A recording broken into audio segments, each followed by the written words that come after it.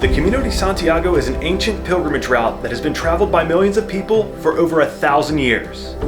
For many, walking the Camino is a life-changing experience, a test of endurance and a chance to connect with something greater than themselves. I'm Sandy. And I'm Jed. Join us on our epic journey as we attempt to walk over 500 miles across Spain.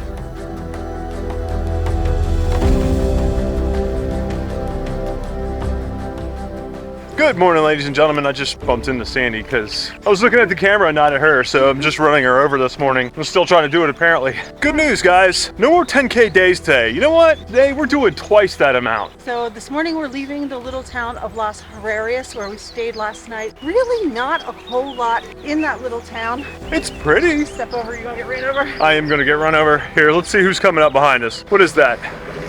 Okay, it's that guy. Well, we stayed there, not really much there, but a couple of little albergues and restaurants. But we stayed at a little place called Casa Lixa.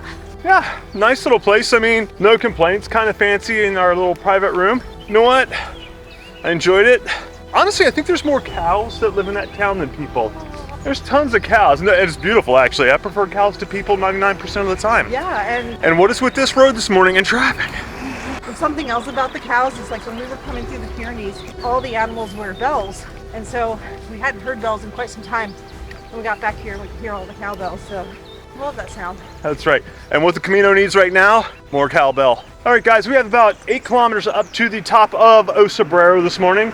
It's gonna be a climb. So cebreiro is the highest point on the Camino. Is that correct? I believe that is correct. I don't know. It feels like it this morning. But I'm gonna put this thing away and hopefully make it to the top. Yeah, make it to the top and actually give you a couple facts that are, accurate.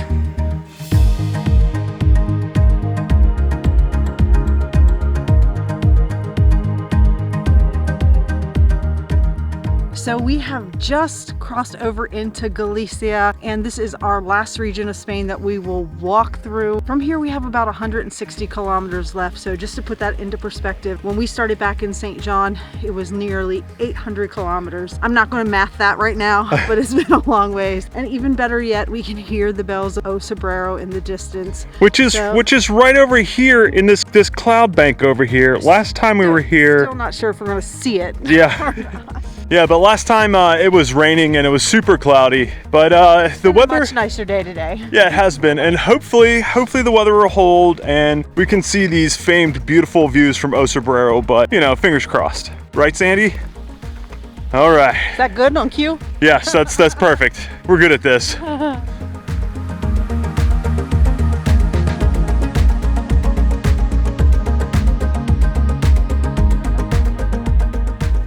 All right, ladies and gentlemen, we have made it to cebreiro. It was kind of a long slog to get up here, but wasn't terrible. I like to say that by now, you have your St. John legs. If you start in St. John, then it's not that bad, You just keep your little legs moving and you'll get up here eventually. Fortunately, there's not much cloud cover up here today, and we actually got to see the views from cebreiro for the very first time. So, and we'll get to see more hopefully as we go down the hill. Yeah, so this place is known for its cool stone buildings with thatched roofs and cheese.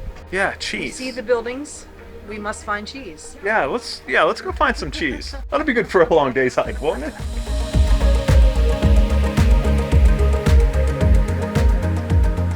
Hey, we found the cheese. So this cheese was actually brought to the area by local French monks who were like, hey, this place could be a little cheesier. Sandy read that even though it is a fresh cheese, they apparently age it for up to 45 days, maybe longer. And she didn't want to be on camera because I was like, hey, do you want to come talk about the cheese? And she's like, you can talk about the cheese. So, Cheese.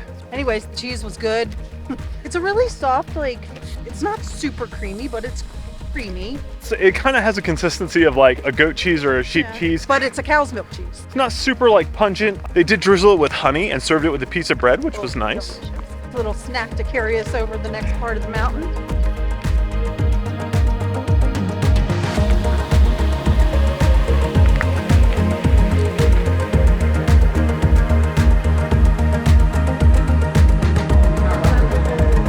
Aquí. You get up every morning, you strap on a backpack and walk. takes you to some pretty interesting places like Fonfria last night. So I think as far as small little towns go, Fonfria has moved up on one of my favorites lists. I think every day I have a new favorite. Is that true? I think so. It's what's really kind of funny is that there's nothing like there's a couple albergues and bars and cafes there. But there's also beautiful mountain views. Yes, it's absolutely gorgeous in this little town. Hey, look, you can see them this morning. Look. Isn't nice. It? Foggy this morning. Yeah, it's very foggy this morning. We have about a 20K day. You didn't tell them where we stayed last night. Oh, where did we stay last night? We stayed at Casa Gallego. Yeah, I mean, look at this place. It's really, really cute. It's super modern, super clean, I don't and... think it's been there very long. I think she's pretty new. A couple years maybe. Ooh, I almost tripped and died. So the breakfast spread that we had this morning was actually really, really good. I'm so full right now. Oh, and they serve some of that local cheese because there is a local, they actually make it a few doors down from where we stayed. One of the places, not the place, but one of the places. All right, guys, 20 kilometers to go. We are going to someplace with an S. Samos. Samos, that's right. I knew that. So, and that's actually different than what we did last time. And we'll tell you about it when we get there, but look mystery. Yeah, I know. Let's get going. Let's get out of this fog.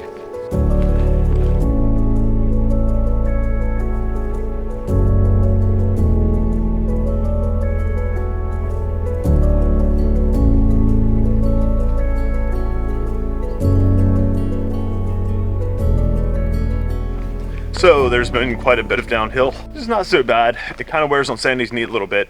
But the good news is the views are absolutely beautiful. Tons, it's so green by this point. We're following these little muddy farming roads and it is so beautiful. You've got like these old walls here, with just like ivy and moss and grass. Yeah, I absolutely love this.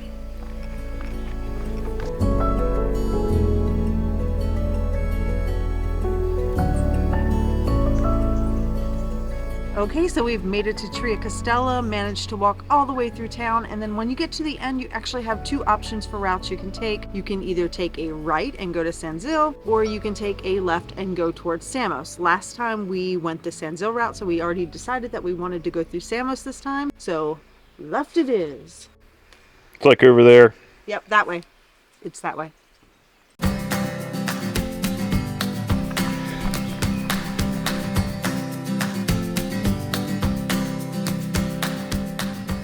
Okay, everyone, let me tell you how extremely stoked I am that we chose the left path to Samos instead of the right path to the other town that Sandy pronounced earlier, which I forgot. This has been absolutely beautiful. We just passed through a little town and it looks like it is completely deserted. We met a guy who's approximately 180 years old. It's weird, it's like no one lived there, but it's just like this cute, picturesque little town. In a very old, falling apart kind of way, but very cute. This has been absolutely incredible. The path's not wide enough. So, no, the path's not wide enough. Here. I'm gonna keep walking so Sandy can not fall off. That's a good idea. Good plan.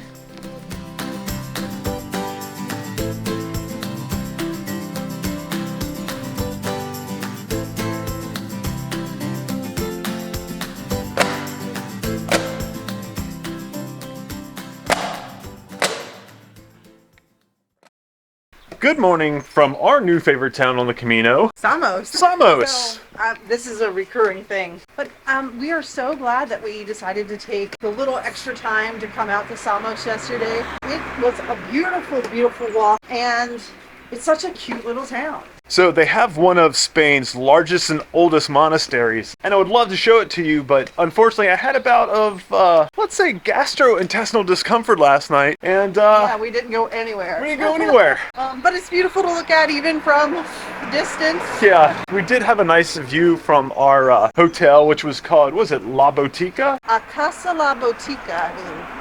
And this place was like super luxurious and super nice. We had a view of the monastery. The breakfast this morning was absolutely amazing. We are on our way to Sarria. And I'm gonna have to admit that we are really a little sad. Nervous or something. I don't know. We like to call it the reintegration period, and you'll see why shortly. In the meantime, we're going to enjoy this last peaceful day of walking.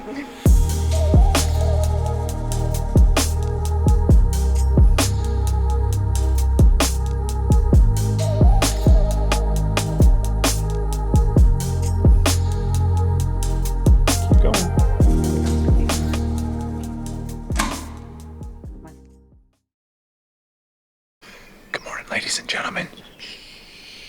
Might need to talk just a little louder than that. The reason we're being quiet is because there are lots of buildings around, lots of windows, and it is just 6 a.m. We are getting an early start from Sarria this morning. So we walked into Sarria yesterday afternoon. It's still too early to talk. Sarria is a major starting point for the Camino. It is where everyone starts if they are only wanting to do the last 100 kilometers of the Camino, which is what is required to get up Compostela. So very busy little town. I mean, this is the first time we've stayed here. It was actually pretty pleasant. We had a little room at Travessia Rooms right next to one of the churches. And it's right on the Camino. Like she said, trying to avoid the crowds this morning, so we don't have much time to waste. Yeah. Sun's coming up. We've got our headlamps on just in case, so We'll see how it is. let's get going.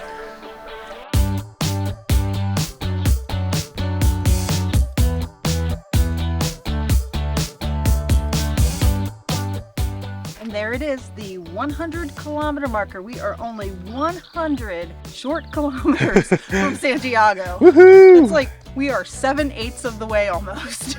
7/8. Yeah, almost there. Just a couple more days. I think 5. What's 4. yeah? I don't know. But we're almost there.